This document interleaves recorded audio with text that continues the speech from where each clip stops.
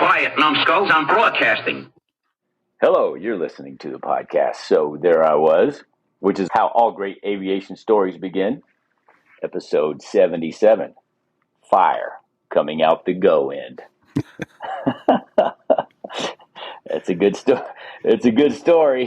It is. We get into it fast. Sponsor this week is Robin's Bird Brain Designs at robinsbirdbraindesigns.com. Laser etched custom gifts. We'll talk more about that during the show. Hey, we quickly this week get into what happened to him to get to this week's title. Yeah, that was funny. It was funny in a terrifying way. Yeah, right? Ouch. Yes. Yes. Hey, if the book says you can't do it, you got to try it, right? I mean, isn't that how it works? Well, yeah, especially when the book only had 6 pages. Exactly. Or 6 warnings, or 6 cautions, or whatever it Something was. Oh like my that. God! Yeah, it wasn't much. It was wafer thin, that book. Yeah, these guys were definitely on the leading edge.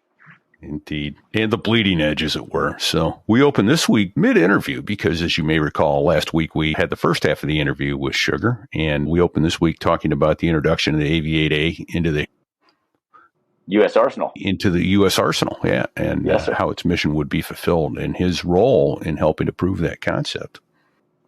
He's very humble, and he doesn't really come out and say it, but he was definitely the right man at the right time with the right prior experience to make that program work and to show how it would work, right? Absolutely. And he rightfully says, I was part of the team that did it. I didn't do it. But he realizes that his experience, he flew helicopters both in the Marine Corps. He did an exchange tour with the Brits. So his time on helicopter carriers and working with other aircraft gave him the vision and the experience to understand how best to employ this new airplane with a new mission within the U.S. Arsenal. So that's pretty cool. And then a couple funny stories. I think he talked last week about the lighter incident with the president. And then, and this week. He has a good story about how he got leave, how he got 30 days of leave before starting AWS, Amphibious Warfare School. Yeah, Marines don't get that when they report to Quantico. But he did. He did. he got a spot of leave. He got a spot of leave. That's right. Yeah, and hey, he's got books. He's got 5 books out there, and they're all amazing. And we've read them. We've read them all. And if you like flying stories, especially Marine flying stories, and how a Marine got to where he was, you're right with him. It's awesome reads. Right, from being an enlisted man who had to go to the police station to prove he wasn't a wanted man to get in as quickly as he could to finishing as a squadron commander and getting to do all those neat things in the interim. It's a fabulous series. Sea Stories of a U.S. Marine. Let's get out of the way and listen to Sugar tell his story. Let's go. Don't sit on the ejection handle. Tanker. Here comes Sugar. Through the weather. Oh, and to the tanker crew who did that. Thanks a lot. We really appreciated that. I'm just kidding. No, I'm not.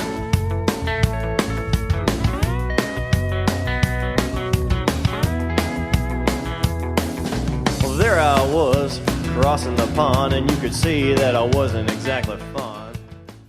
You were a grunt, you literally yanked out of a ditch. Sent off to OCS and then to flight school and got to fly helicopters, but with the Brits.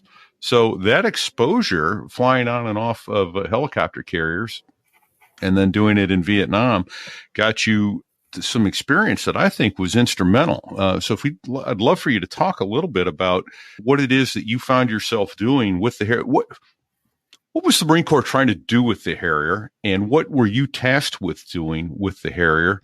And I think we'll come to see pretty quickly you were one of the few people uniquely positioned to help prove that. No, you were supposed to be there doing that. That's the way I take it. Yeah, absolutely. I mean, you were the guy. Yeah. So a lot of questions in there. If we could get your perspective on the early days of the Harrier and how you saw it and how you said before you knew it, you were saying yes, you wanted to fly. That's true. Based on my contemporaries, there were only a couple of guys that probably had the same outlook that I did.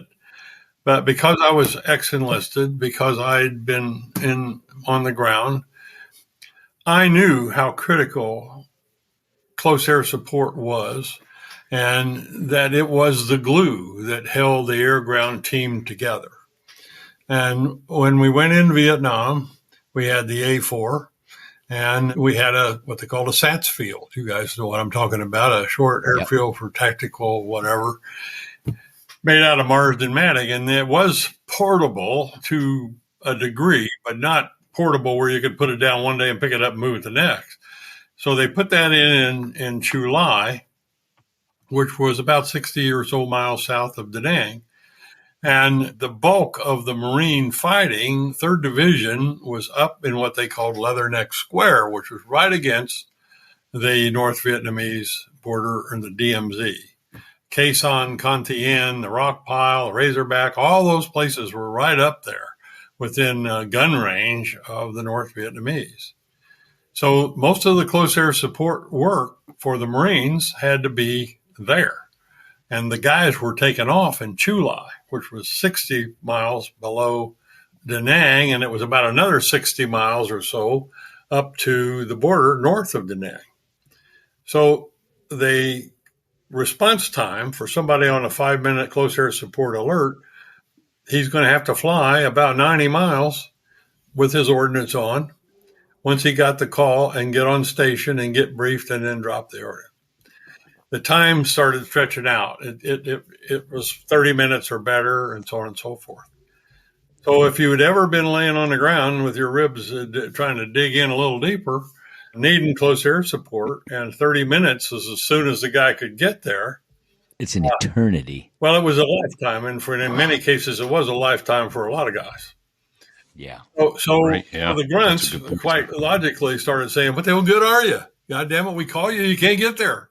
You know, and so their lordships decided we better figure out a way to get there quicker. And they started looking around the world and on airplanes. And the only thing that could do that was an airplane called a Harrier. And now hold on a second. I know why, but I want you to explain why is it that's the only airplane that could get there quicker. The Harrier had the ability to take off or land vertically, or take off in a very short distance and land in a very short distance. It was called a V-stall aircraft, very short takeoff or landing, or vertical takeoff and landing. And the British, the Royal Air Force, were the only ones that had that. And of course, they did not employ that airplane anywhere near what the Marine Corps was going to use it for.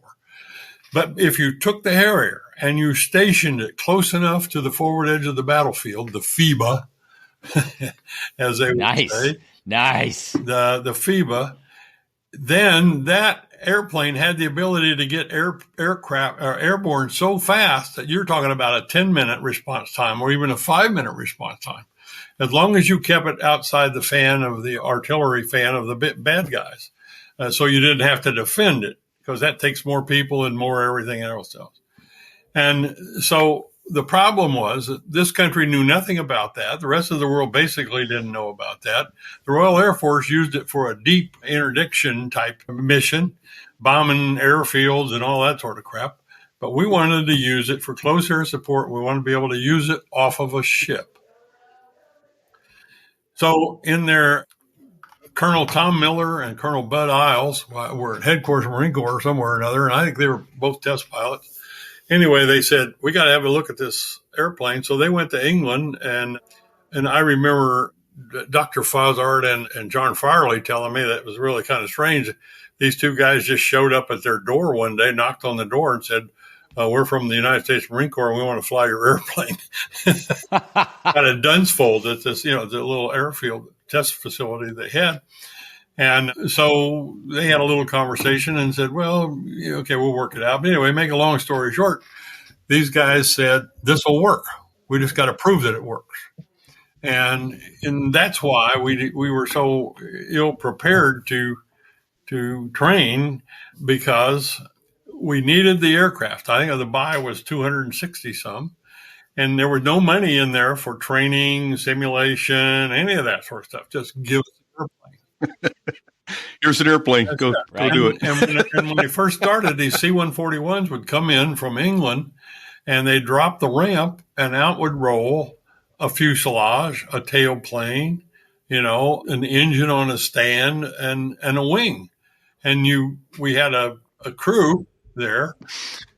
Parts is parts. Here's some parts. Figure it out. Together. Yeah, it was kind of like a Matty Mattel build your own war machine thing, And they would get one together and crank it up, and they say, "Oh shit, this works!" It's the engine's running. So somebody's got to go fly it. So, and we had a couple of Brit exchange guys that knew how to fly it, so they would fly it, and then they'd come back and say, "Wait, what? It's good. Take it. You can do it." And they just kind of turn you loose, and that was. But we had to prove the concept. We got asked to do some incredibly strange things, and we did them. The fuel probe bolted on. You had to, if you were going to refuel, you had to bolt the probe on, but it had an airfoil on it. And what it did was it changed the flight characteristics of the aircraft.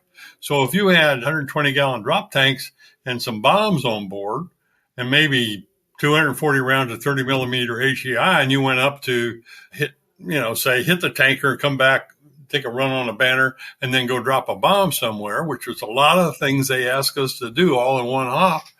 And you came off the perch when you got to low reversal and really slammed some G's on it. So I bet you to depart because of the drag. That foil on the probe developed a lift factor.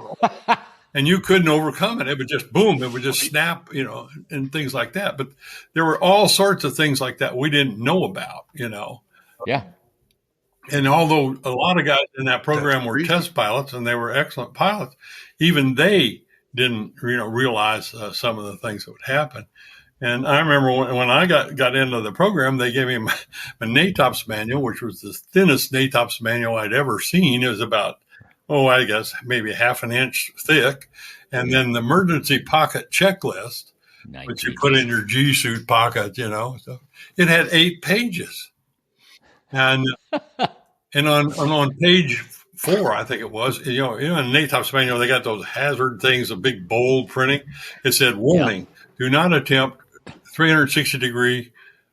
Do not attempt full stick deflection aileron rolls above 360 knots. Well, being the guys that we were, we said, well, what the hell is that for? What do they mean by that? So that's for the average guy. Very quietly, I think one by one, I had it out at 25,000 feet one day, and I thought, well, that doesn't make any sense. Why can't you do that? Well, the rate of roll on an AVA day was greater than 360 degrees for a full second. Yeah, a second. Yeah, it banged your head off the canopy. Right. So it's like an A4. I wound that beauty up to about 4 1/4 and hit that stick over, and boom. I went around 2 times so fast I didn't even realize what was happening. And then the nose started coming around in big arcs, and then it swapped ends, and I had fire coming out the go end, and I thought, this is not good. It's going to compressor stall. So I shut it down, and the OAVA was great. If you didn't mess with it, you just put everything in the middle and set still, it would be like it would gyrate around, but eventually become straight down like a yard dart, Yeah.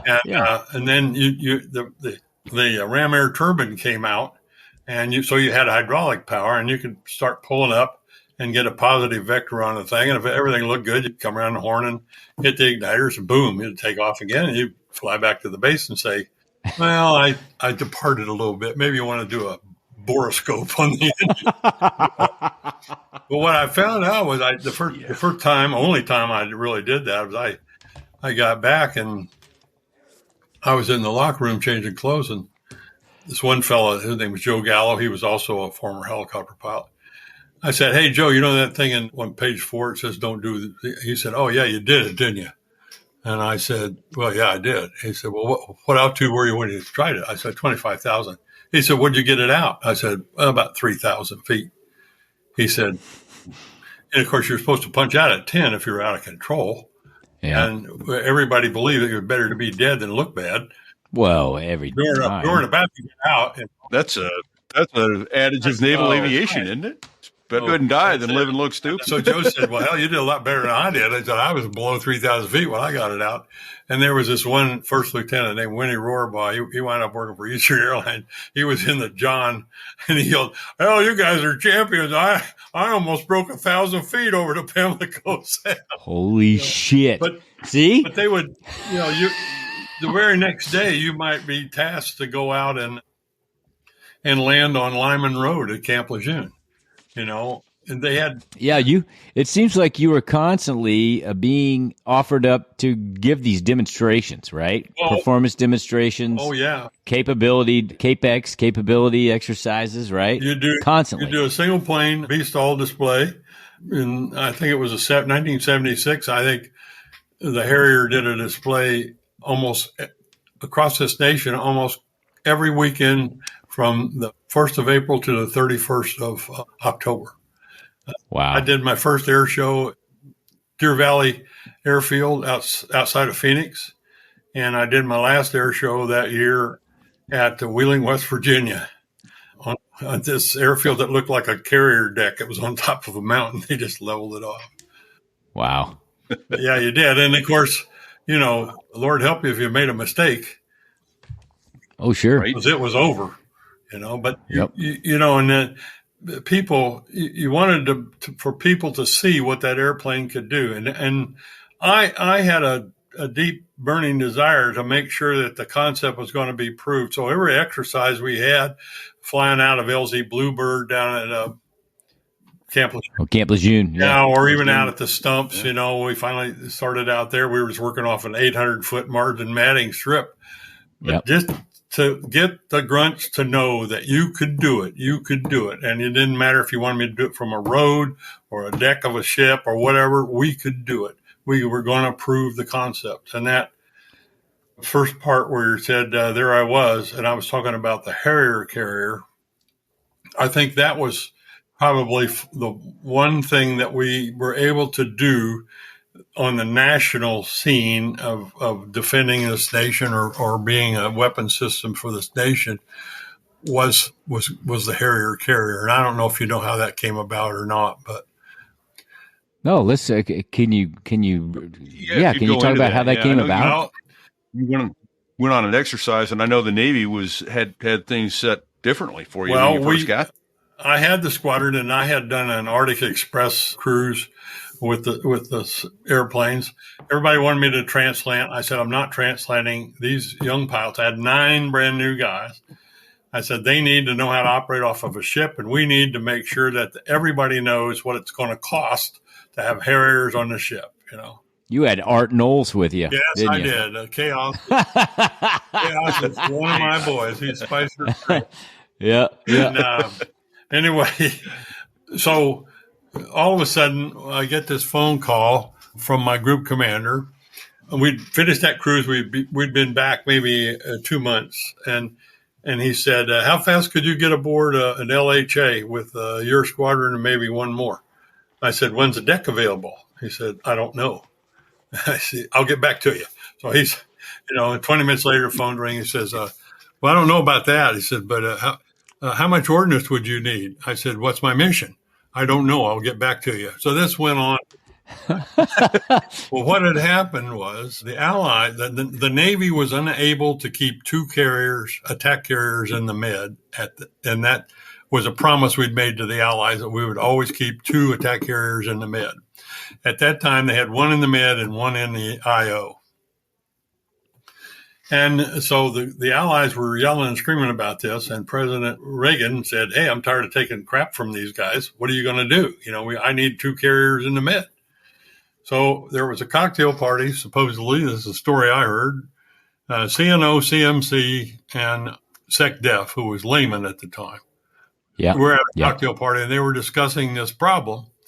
And I don't know who said it, but somebody said, what if we grab a couple of those Harrier squadrons and stick them on an LHA and ran them out there?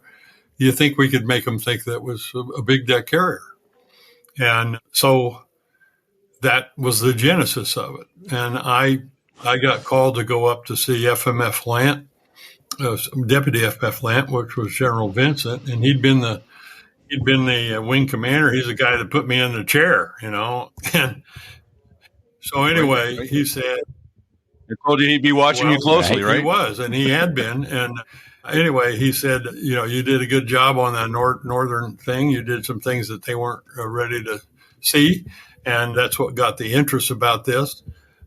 So anyway, myself, Colonel Williams, and Colonel Palmer Colonel Palmer was a group commander, and Colonel Williams was the other squadron commander. And we were standing there in front of General Vincent up in Norfolk. And he said, this is what we're thinking about doing. And then after he explained that, he told him, said, you guys can leave. And I thought, oh boy, here we go again, Yeah. Right. Well, he told me, you've got a lot of shipboard experience. He said, I know you've served a lot as an admiral's orderly and so on and so forth. You got a lot of helicopter landings on the ship. He said, we've got to make this thing look like a big deck carrier. We got to do stuff nobody's ever seen before. And I said, well, what's my mission? What are my rules? He said, your rules are you have no rules. You just make it work. And so I said, okay. And we had done some different things on the first cruise. We were on the Iwo Jima going over, actually on the Saipan going over, mixing it up with the helicopters in the same pattern. They didn't want to do that, but we convinced them it could be done. And then we crossed deck to the Iwo and came back and we did some different things there. But when we got ready to go aboard the Nassau, the Navy had brought a whole bunch of people over, flight deck personnel from big decks. And, big decks, you land, they taxi you forward, then they break the deck and they drag you all back and they get all this crap.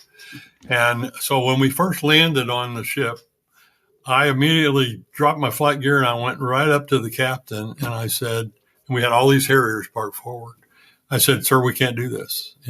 I'll just tell you right now, we cannot do this. We have a system. I have a system. Myself and Major Anderson will show you how we will demonstrate the inherent mobility of this aircraft to never have an aircraft shut down on the bad side of the foul deck line.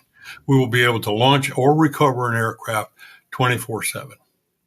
And I said, I just need your cooperation with this. And that's my job is to make this work.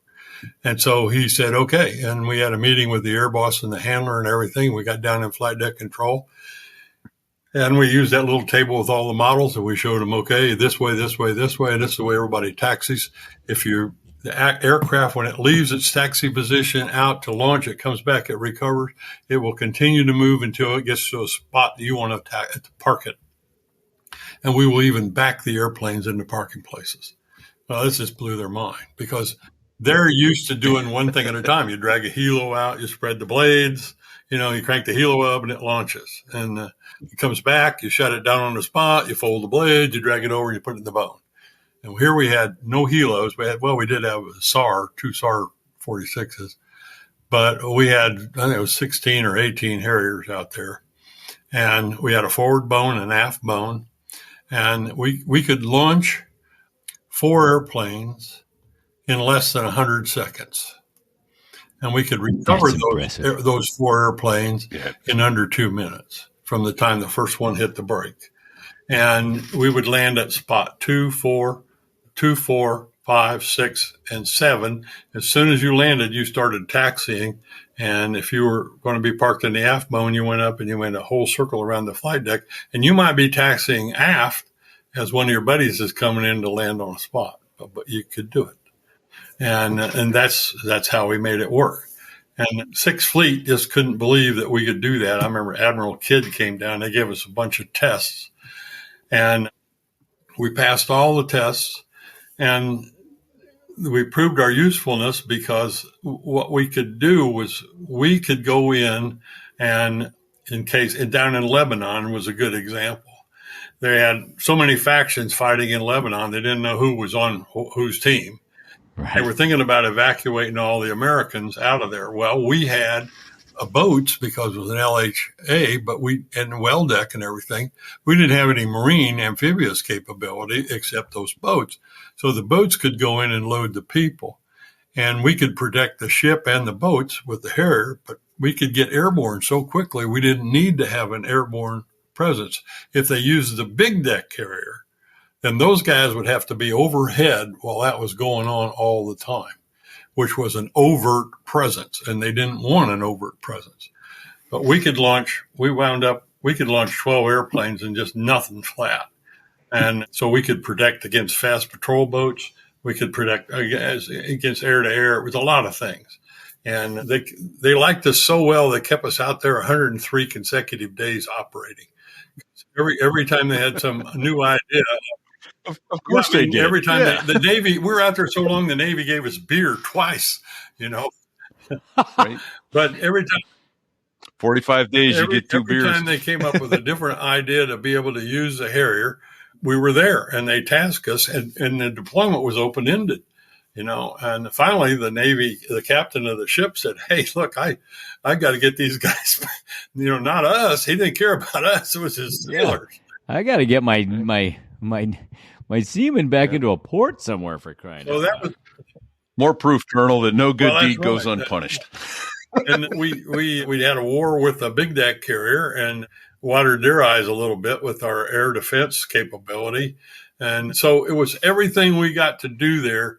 We'd been working to prove the concept. And here we had this center stage performance, and we managed to pull it off. And I think that's what really solidified let's go with the B. Let's get some more stuff in it, like radars and all this other stuff. But it was right. But that's why I think you were the guy. Your time on a helicopter carrier led you to understand what it is you need to do in order to be able to do that. How many guys would have shown up that didn't have your experience, said, "We're parking your airplanes forward," and then it would have been just a total third tornado trying to get launched and recovered? I think you're right. I don't like to take full credit for that, but I do think I was the right guy at the right time in the right place. And I had about 3 or 4 guys that were my fellows in the squadron. Joe Anderson was one. Billy D. McMillan was another, and they were all sort of my guys, but they all agreed with everything I said. So we made it work. And I remember that the Navy just couldn't believe some of the things that we could do, particularly when we started backing into parking places. But when I told the flight tech, the air boss and the air bear down there, you guys are never, blue shirts are going to think they're on permanent R&R because they're not going to have to push airplanes and all that other crap. We're going to, the only thing is take the chains off when we get ready to go and put them on when we get back. But there'll be none of this pushing airplanes forward and back and all that kind of stuff. That's awesome. It worked. And I hope there was at least some form of corporate memory, and that we didn't continually reinvent the wheel. But I think that it did happen because they used a Harrier carrier in the Gulf War as a feint.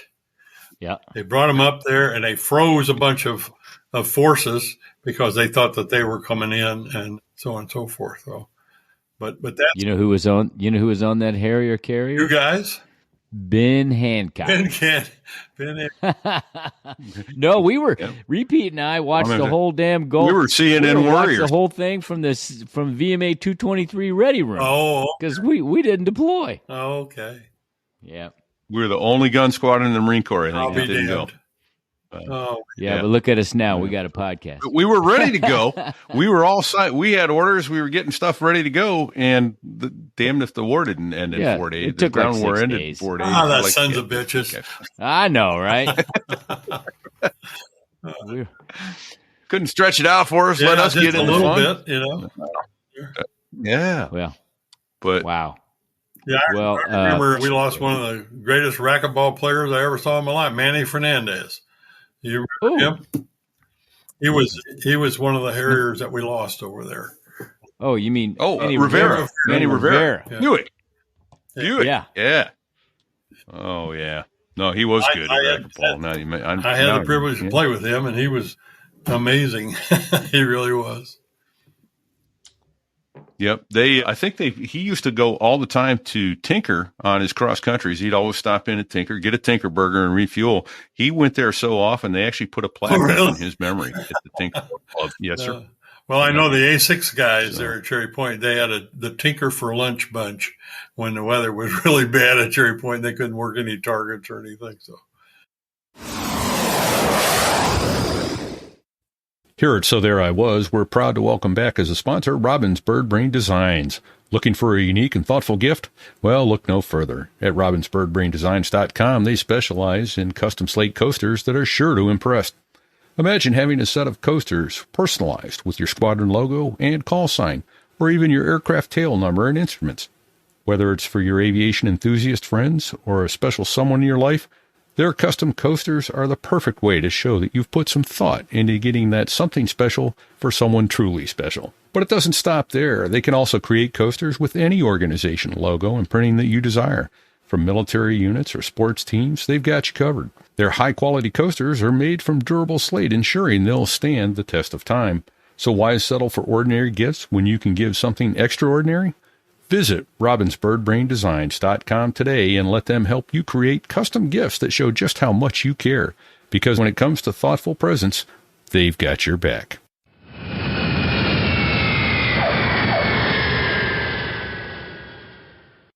I think we discussed this at some point, repeat, but Marsden matting, we all know what that is, but can you describe Marsden matting to the Sure. anointed? Marsden matting was panels of aluminum that had holes in them, and they linked together. They had a lock like this, and you could, like Matty Mattel toy system, you could link slabs of Marsden matting, and they were various. I don't remember if they had a standard length, but the width was about 1.5 to 2 feet, and that's what you could lay down and make a helicopter pad, or you could make a runway. And with helicopters, I worked off of just pads sometimes. The airfield at Marble Mountain was Marsden matting, and part of the airfield at Quezon and Dong Ha was Marsden matting. And then the Harriers, we used helicopter pads, and down at LZ Bluebird, they had an 800-foot Marsden matting strip. We used to use that a lot. And some of the helicopter pads that were located in the trees. But it was very useful because you could just, if you had enough trucks to haul the stuff and Marines to assemble it, you could put up a pad pretty quickly. Now, for the Harrier, they tried something called MOMAT. Did you guys ever run into that? No. Oh yeah. Wait, MOMATting. What is it? Well, it was some kind of composite material that came in a big roll. And they would come in and do a very cursory leveling of the dirt, and then they would from the combat engineer mind, and then they would roll this MOMAT out and stake it down, and you were supposed to be able to operate Harriers off of it. Well, the very first one they came out with, they got us. We got fragged to go down and do some landings and takeoffs. They cut a hole in the trees down there for a helicopter zone, and they put MOMAT down, and then one of the Harriers come in and land on it. The helicopters that land on it didn't have a problem. Well, we go down, we do a vertical landing, we taxi off the hot spot, taxi back around, and get ready to do a VTO. And I did this VTO, and I remember they didn't call them LSOs, they called them landing site supervisors. Right. Yeah, I forget who was the LSS that day, but anyway, he said, "Don't move, just hold what you got." And I said, "What do you mean?" He said, "You got a MOMAT pad flying formation on you." Oh shit! And when I had gone to full power and lifted, the mat came up with me, and it just drug it up to about treetop level. And so I said, "What do you want me to do?" He said, "Well, I don't know. I have no idea." And so I said, "Well, I'm going to try nozzling out, and hopefully it'll fall." And it did. I just started nozzling forward, and whenever how down it came. So they re-rigged it, and then the next guy that come in a few hours later. Oh, what you got? Same thing happened, only not quite so bad. But one edge came up. And then as he was going up, the whole mat flipped over into the woods somewhere. And of course, unfortunately, they had a bunch of moo-ha-has down there to see how it was going. And they were running for their lives, I guess. Yep. Okay. Guess this ain't going to work. But I did later on, when we did go to Norway a couple of years later, when I was a squadron CO, the engineers put a MOMAT facility in at the end of a Norwegian fjord, and it worked.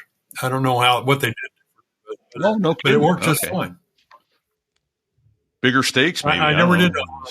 Blew I that didn't know thing how down. they, but I took 6 airplanes. We went in there and spent the night on the beach with the helicopter guys. So Was it summertime or wintertime in Norway? in the fall, fjord? it was in the fall. It was chilly, but it was okay.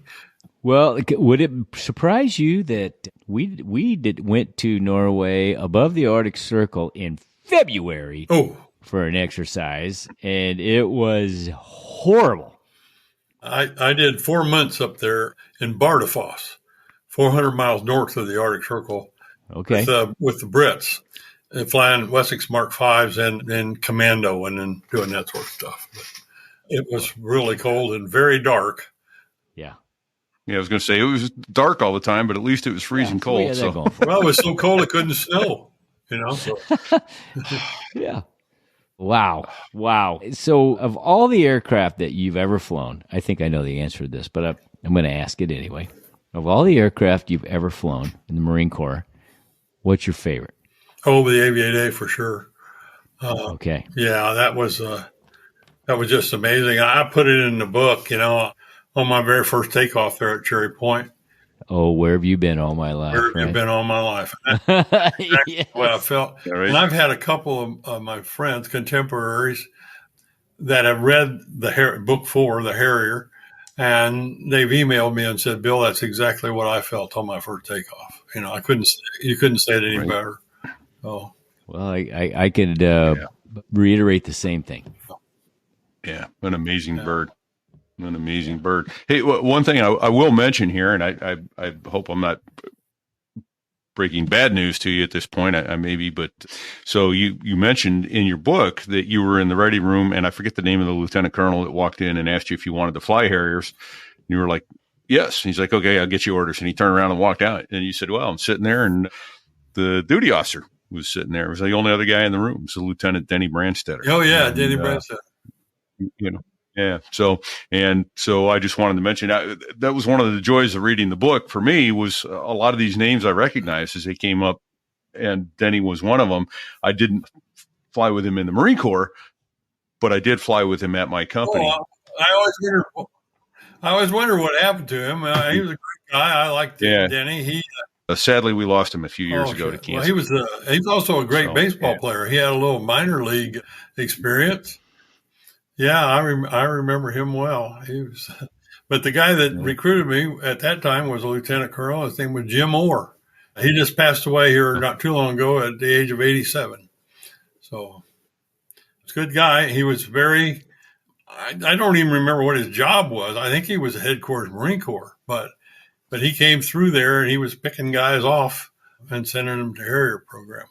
And I think a lot of people didn't realize this. When I came back from England, I went to Amphibious Warfare School. Right. And that's one of my favorite I know. stories. I like that story too. Getting leave. I like that story a lot. But anyway, the monitor was a guy named D.E.P. Miller. And the first thing he asked me, anyway, I got this note to call him. And so I called him up and he said, hey, Bill, great job with the Brit, blah, blah, blah. Said, have you ever thought about flying fixed wing? And I said, well, I just figure I'm too far down the pike as a helicopter pilot to ever get to do that, but I'd love to fly fixed wing. So he said, well, why don't you put in for fixed wing transition? And I, being an idiot, I said, how do I do that? And he said, well, you take an AA form and submit it and headquarters Marine Corps and the board will examine it. And he said, I'm on the board. I think your chances are good. So I did.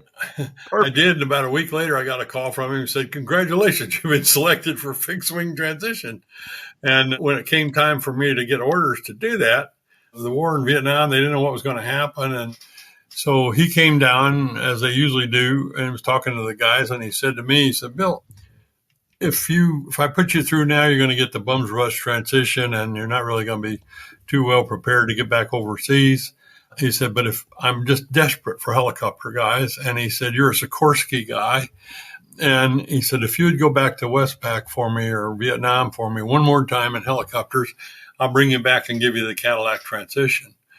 So I did that. But I noticed when I came out of country and came back off the ship and got back up to Okinawa where we were all piling up on the rock, a tremendous amount of my classmates who were A4 guys had been forced transitioned into helicopters. Weird. When I came back and transitioned to jets and then wound up at Cherry Point, all those guys were in the Harrier program. So I think the plan was right then and there, they were gathering up A4 guys mostly and putting them in helicopters, give them some helicopter experience and bring them back. And they were going to use them all in the Harrier program.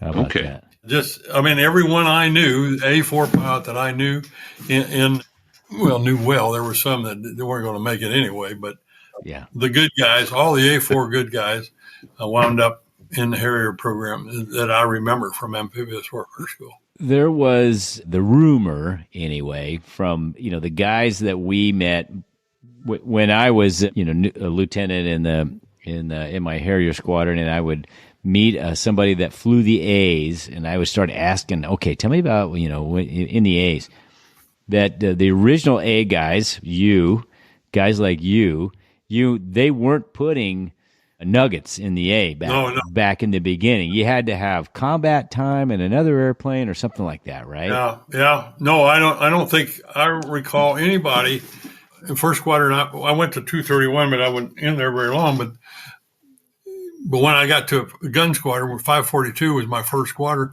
I don't remember anybody that wasn't a combat pilot. Right. So guys like Art Knowles, those were the first nugget guys, right? And that's when you were the squadron commander. So that was... And myself and a guy named Pete Brownsville, we both wound up as squadron commanders as majors in the Harrier program, which was pretty rare. And the other thing about that was we were the first generation of Harrier pilots to bubble up to the command level. Before that, all the guys that were given command of a Harrier squadron were not Harrier pilots. Right. They came from another fleet. Right. And, like a couple of your COs you weren't even qualified in the airplane yet. And one guy was a CO for about 3 months before he flew the airplane. That's let me go. I want to try. Really unprecedented. I don't know what the selection process was for COs back in those days. Every once in a while, you see one. It was maybe he was on somebody's team and they rewarded him, with command. But I never did know. They were a little different. Well, every time I get to hear your stories in person, it makes I feel like I know you very personally just because I've read all the books. But now, I hear the stories. I'm hearing you talk. I never want it to stop. And I know we've been talking a long time. I just don't want it to stop. I might just have to come to your house with a bottle of, what do you like to drink? There we go. Well, I don't allow any scotch in my house unless it's 12 years old. And so, okay. Black appears on the shelves quite frequently. I try not to put too much in here because it doesn't have much shelf life. Got to be careful when you say like 12-year-olds. No. I have standards as well, and I do like scotch. I've been on a Balvenie 14-year Caribbean rum cask kick for quite some time, which is actually what I'm drinking right now. Oh my! Well, I'm in this. What do you think? There you go.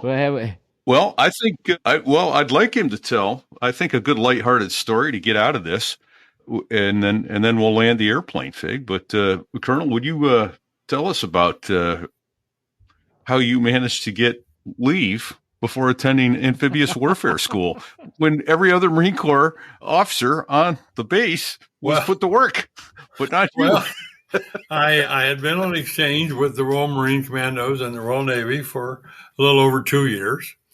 My instructions when I went there on exchange was I had no secrets from them, and I was to give them what they wanted. And the Brits just thought that was a great thing. So they did their best to anglicize me in dress and manner and speech. And they flew the helicopters, the Wessex Mark V, single pilot up. So when I first started flying solos, I couldn't understand the tower operators or anything. And I would text Two countries separated by a That's right. common language. Separated by a common language. I would taxi out and be ready for takeoff. And I'd say, call Rose Tower, if I'm clear to take off, give me a green light. And I'd get a green light, I'd take off. And I'd go do whatever I was supposed to do. And I'd come back and get in the landing pattern. And I'd call for landing, and they'd come out, set the QFE and the QNH at 1013 milliballs. And I had no idea what they said. And so I'd say, if I'm clear to land, give me a green light. I get a green light. So in the process, I had sort of had an ear for languages, I guess. But anyway, I started developing a pretty good British accent. Just a regular, Oxford type accent, because I worked with those guys every day. You get used to, you just have to tune your ear so you can communicate. Yes. And of course, they have so many different accents, like, Cockneys, they say, well, I think I'll stop down the old transport car. Have a double saucy chips and beans, a little bit of HP fruity sauce on me chips. Delightful. What do you think? You had to assimilate, all that sort of stuff. Sure. So when I came back from England, unbeknownst to me, I had a pretty good British accent. And I'd had a lot of clothing made over there because they were trying to turn me into a gentleman. And so when I checked into Quantico, I went in, I was in civilian clothes, or as the Brits would say, me mufti. And I probably needed a haircut, at the same time. And I turned in my OQR and orders and everything. And this fellow said something about assignments, and I said, just in the way I was speaking, but it probably came out in British. I said, well, I wouldn't mind a spot of leave. I haven't had to leave in several years now. And they said, oh, okay. So they filled out a set of leave papers and gave them to me. I said, thanks, mate. I was gone, And I came back 30 days later and walked in to check in off leave. I'm in uniform this time. Haircut, shaved, the whole deal. Shoes, signed, brass, everything. I look like a Marine, And this major that was the S1 there of the basic school, I think his name was Brown. Yeah, anyway, he was a grunt. And no sense of you. Oh, no, no absolutely not. And no, they ripped that out of you at IOC. Anyway, he suddenly saw me, and it was a sergeant checking me in at the desk. He said, Captain Spicer. I said, yes, sir. And he got up and came over to the counter and he said, did you enjoy your leave? Like that, And I said, right, I had a great time, and it was something I really needed. And he said, well, the only reason you got that leave was we thought you were a Royal Marine. Otherwise, you would have been assigned to a job on the base. And he gave me stick the whole time I was there. I couldn't do anything to please that guy. But I guess it was just because he was embarrassed that they thought I was a Royal Marine and sent me on my way rejoicing. That's beautiful. I love that story. I love it. Every other Marine was assigned to do one of the SLJO, shitty little job officer somewhere on the base. But you know what? You deserved it. Like you said, you'd been a couple years. You'd been overseas. You were bringing your family back. I had left the United States in January of '68, the time, or a little bit before that, actually. And I was coming back now, and it was 71-ish. And I hadn't been anywhere near the American Marine Corps or the United States. I did a touch and go to pick up my family, and that was it in America. So I needed to get back into the system somehow or another. Hey, Repeat, I have to ask him one more question because I took a note earlier and I realized we haven't got to it. And I wanted to hear it. Wanted to hear it from Sugar. So in your fourth book, you tell a story, and I don't remember exactly what led up to. You were on somebody's wing. You were the lead, but you had some kind of failure. I don't remember if it was electrical failure, but you ended up at that point being drugged through a thunderstorm with hail and the whole deal, and you guys ended up diverting somewhere. But can you recount that? Well, we didn't. We were. I think you're talking about the time Rick Priest and I had been detailed off to go down to Patrick Air Force Base and they were holding a third. That's right. And the squad and the group commander said, "You guys need to come home now." Well, in a hurricane, right? The general ordered us home. We'd done a week of air shows, and my airplane had pretty well had it. I had a usable FM. The UHF didn't work. The transponder didn't work. The TACAN was in op. But we'd been flying 2 shows a day on that airplane. Yeah, for the NASA people, right? Yeah, we'd always for the Third Century Exposition. We were doing air shows out at the Cape, right in front of the VAB. Okay, it was evidently a big deal. I don't know, but anyway, it had a lot of visibility. And so there's a hurricane coming. We had word on that. And then I called my CO and I said, we're going to finish on Sunday, late, and we'd like to at least have a chance to rest and come back on Monday morning. He said, yeah, okay. And I said, what about the hurricane? He said, they're hurrivacing the whole wing. So see if you can work out a deal and, get yourself airplanes in shelter. So I said, okay. So I went and talked to the maintenance guys, the transit alert guys at Patrick. And I said, hey, we've been with you all week. You guys have been doing a great job. You got space for 2 tiny little jump jets in the corner of your big hangar. And they said, yeah, okay, damn Marines, type thing. So they put our airplanes back in this corner, and then they piled all this other crap. And Rick and I went to bed, woke up the next morning, and went to go to breakfast, and BOQ office said, you Major Spicer? I said, yeah. They said, you got a message. You got to call this number. So it was Squadron CO's number, and I called it. Colonel Miller was the CO. And I said, yes, sir. He said, bring them back. And I said, what? He said, bring them back. You got to bring them back right now. I said, sir, you are aware that there's a hurricane between me and Cherry Point. And the weather here is really crap right now, big boomers all around. Right. He said, I don't have I'm not in this decision. The general heard that you guys were in Cocoa Beach and he wants you back now. And wow. So I said, oh, okay. So I had to go. Their lordships made the decision. Their lordships had made a decision. And so I had to go to the Air Force and say, the transit alert guys say, boys, I need my jets. And yeah, Jesus. So anyway, we got the jets out. We got them all gassed up. And I told Rick, I said, I'm going to have to fly wing. You just lead it. And we took off, and there was this enormous thunderstorm line coming right at us. We were right on the beach, and it was coming from west to the east. And we made a section takeoff as soon as we got the gear up and started, boom, we were in it. And we were making a climbing right-hand turn to flight level 240 with the instructions. And we were in this thunderstorm. Somewhere around 18,000 feet, tucked in on the right side.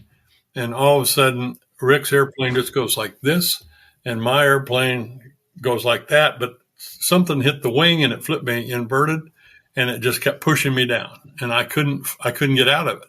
Unbelievable. I tried going to idle. I tried pulling the nose. Anyway, it was just like a big giant grabbed my airplane and was just throwing it toward the earth. And I managed to get the airplane upright, and I broke out. I was in the goo, and I broke out at about 1,500 feet over water. Holy and shit. So I don't know if I was over a bay or if I was over the ocean or what. I couldn't see. And so I called Rick on the Fox mic, and he said, I'm on top at 27,000. I'm clear. And I said, okay, see if you can get those guys to give me a vector to you or whatever, or find me, So eventually he said, okay, do this. And anyway, I started climbing up through the goo, and I popped out on top, and then he was off we joined up. And I go sliding up to him to join on him, and I'm looking at the airplane. Holy shit, pardon my French. The front of the 2 tips of the drop tanks are gone. They're gone. And I hadn't even looked at my fuel. And there are, it looked like somebody took a great big club and beat the leading edges of the wings and the tailplane and everything. And the airplane just, I thought, will this thing fly? And so I pull up, I said, Rick, your airplane looks like it's just about ready to fall apart. And he said, well, yours doesn't look any better, And by that time, fuel gauge, I had no external fuel. And so my tanks had got the front ripped off of them. And so anyway, we fiddled along there. I got out my whiz wheel and made a couple of calculations. I said, I think we can make Cherry Point. We're not going to be fat cats on fuel. But so we asked we lied. We said, give us inertial direct. They thought we had a inertial navigation system. We didn't even know what that was really, but it sounded cool. And he gave us a vector for Cherry Point. Vector equipped. And we got ready to let down into Cherry Point. And I said, hey, I think we need to dirty these things up to see if they're going to fly before we get down really low, in case we got to get out of these things. And he agreed. So he told me, I'll go. He was going to go first. I was watching him, so I'd give him plenty of room in case it departed. And he dirties up. It's okay. It's flyable. I said, the nozzle's working. Yeah. You got duct pressure. Yeah. Everything. So I did the same thing. I said, okay. So then we go in and we thought about rolling them on. And then I said, as far as I'm concerned, it's far safer just to do a VL, just to bring it to a hover. So that's what we did. We wound up landing in one after the other at the south pad, and we taxied in. Our squadron CO was in his car. He was out on the flight line. Everything was gone. There was nobody there. They'd Huravac. Yeah, they've been Huravac. Huravac to Tennessee. We're the only two airplanes you could see. The hangars were full probably, but anyway, we taxi in, and my CO says, what the hell? Well, sir, we were at this bar, and a jealous girlfriend took a baseball bat to both our jets. So anyway, we had to write all that up and everything. And but the general didn't want to release that message. And no. So anyway, we went. I don't know what happened. It was a couple of notches above my pay grade at that time, but those airplanes went down to the NARF, and they were in overhaul for 9 months. Yeah, it's the damage that we had run into. Yeah. Oh, but yeah, the thunderstorm like that almost ate two Harriers. It cracked the bulletproof glass on unbelievable the panel of the Aviator. Bulletproof, but not hail proof. That's right. Yeah. Unbelievable. Yeah. Wow. Right. But their lordships had made the decision, so what could go wrong? One of the British exchange officers we had was a guy named Hoof Proudfoot. He was killed later on stunt flying in England, making a movie or something. But anyway, he said that was a job he wanted in England or in the Pentagon. He wanted to go up and take the generals and lay them all end to end and see if they could reach a decision. Oh, that's great. more truth poetry, I think, sometimes. They call it the Puzzle Palace for a reason up there. Yeah. Oh, indeed. Well, Colonel, thank you for your service, and thank you for coming back and spending some time with us, and thank you for sharing these stories, both in print and well, thanks for having me. It's a lot of fun. It's a lot of fun. I'll make the plug again. Go read the book, Sea Stories of a U.S. Marine. Yeah, they're there on Amazon. Read the books. They're on Audible. It's just it's. Yeah, I'm going to get to meet the guy that's my voice. A fellow named Dave Bondo. I've never met him. We've known each other for several years now because he's done the Audible version of all 5 of those books. Yeah. And my wife and I are going out to Yuma to the Marine Corps Ball. Hey. Yeah. So are you going to meet him this year at the Marine Corps Ball? We're going to, I don't know. We're going to meet the Jobins. You know Ed Jobin? He was A4 pilot, Harrier pilot extraordinary. I know the name. I think I met him at the reunion in April of 22. Okay. Repeat. I think Jobin was there. As a matter of fact, I'm pretty sure I got a picture with him. Yeah. That's right. Okay. That's right. Anyway, we're going to meet Ed and Nancy, and then we're going to drive. We get in there on the 6th to spend the night, and we're driving down to Yuma. And I don't know why they're having the Marine Corps Ball on the 7th. Which is a Tuesday when the 10th is a Saturday, they could, or whatever, but. Perfect day to do it and have a long weekend. Kind of like the Royal Air Force. Why work Wednesdays and spoil 2 good weekends? Right on. Beautiful. All right. Well, sir, if you'll hang with us for just a couple minutes, Fig and I will land this airplane and we'll be able to socialize just a little bit more. Thank you for your time and your service, Colonel. We can't tell you how much we appreciate you joining us tonight. We also want to thank our listeners for tuning in. We have got some amazing listeners, and the audience is growing, huh, Fig? Yeah, it's incredible. It keeps getting bigger and bigger. Just everybody sharing the show, which is good. Share the show. It's got great stories. Keep doing it. Keep doing it. You heard? Doesn't cost nothing. Yeah. How about let's throw out a salute to our men and women who have served and are currently serving, and a recognition for their family members and family members of all the veterans that have served. Absolutely. The sacrifice that these people have put up, some of them giving the ultimate sacrifice, and the family members who make it possible for them to do that, give us the freedoms we have. We're grateful for that, and we thank you for your service. We have some tech acknowledgments we need to get out there. There's a what's his name, Fig? It always slips my mind. Dave the Man Hamilton. Dave Hamilton. Thank you, Dave. There you go. Dave got some other shows if you're all technically inclined, and you might want to listen to the Mac Geek Gab. I'm a co-host over there. I enjoy doing that show with him every week. Dave also has the Gig Gab for musicians and the Business Brain for you entrepreneurs in the audience. Some good shows. And he does those all under the auspices of a company by the name of Backbeat Media. Online at backbeatmedia.com. They handle all our advertising. If you have a show and you'd like to get advertising for it, reach out to Dave over at backbeatmedia.com. Hey, we've got a glossary. We try to define all the acronyms that we and some of our guests use. If we only threw out a couple tonight, right? Yeah, I mean, yeah, Marsden, Manning, I don't know, there were several. However, Syscon. If you can't find it in the glossary, shoot us an email at sothereiwas.us and either to figs at sothereiwas.us, repeat at sothereiwas.us, or Sticks. Really, Sticks is the brains of the operation. Sticks at sothereiwas.us, and we'll get that in the glossary for you. So there's no questions about that. Absolutely.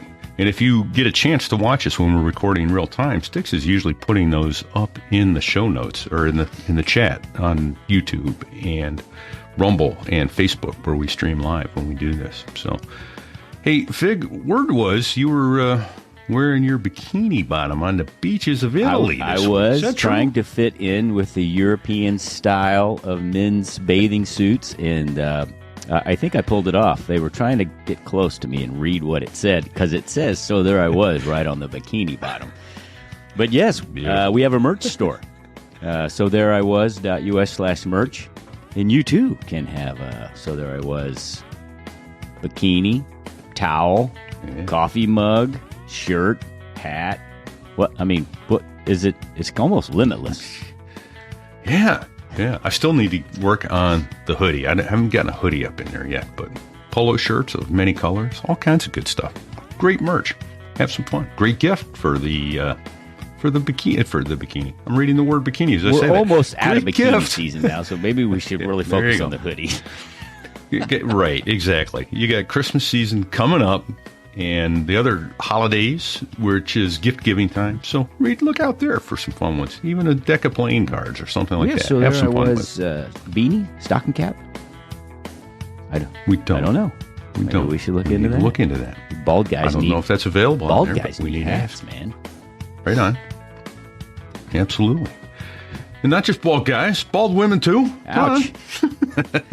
Hey, we need to throw out a big thank you and appreciation to all of our Patreon pilots.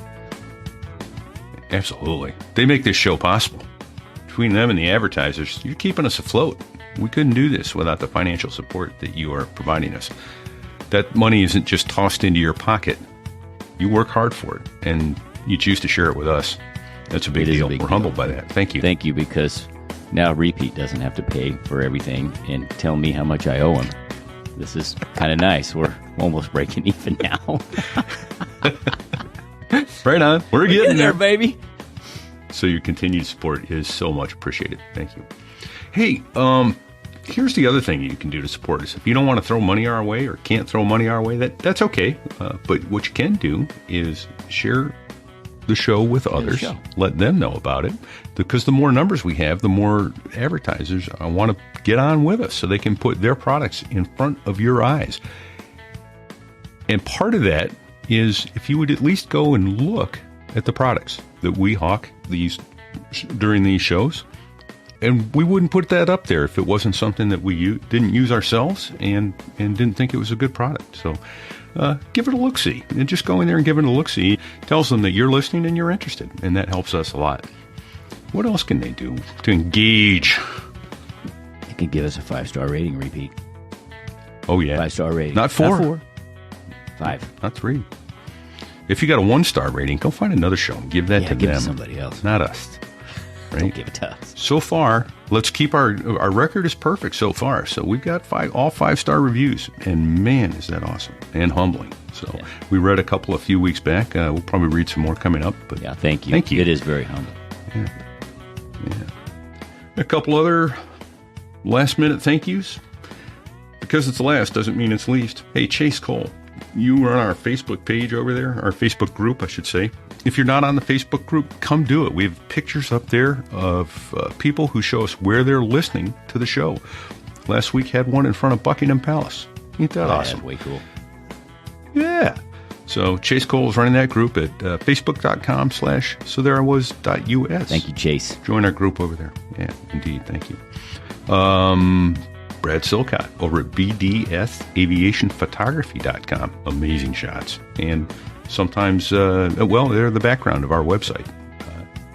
If you see the images there, those are from Brad Silcott, and he graciously lets us use those. So thank you. Then there's some musicians out there. Hey, before we get to those two guys, let's say thank you to our fellow. So there I was in the background, aviator extraordinaire, helicopter death-defying pilot Styx, who takes care of a lot of the logistics in our production. So thank you, Styx.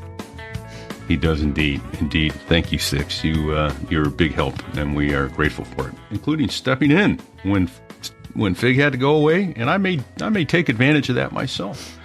Let you two knuckleheads try and bang one of these out. I think you should.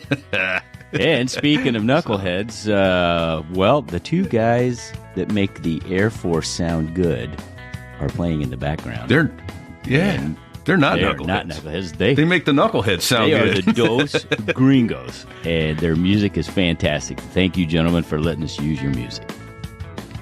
Indeed. Thanks so much. Great music. Go listen to the Dos Gringos anywhere you find fine music. Amazon Music, Spotify, Pandora. It's all out there. Apple Music. The Dos Gringos. 4 albums. Fun, clever music. And I guess that about wraps it up, Fig. Until next week, do you have any advice for our listeners? Well, stay safe and check 6.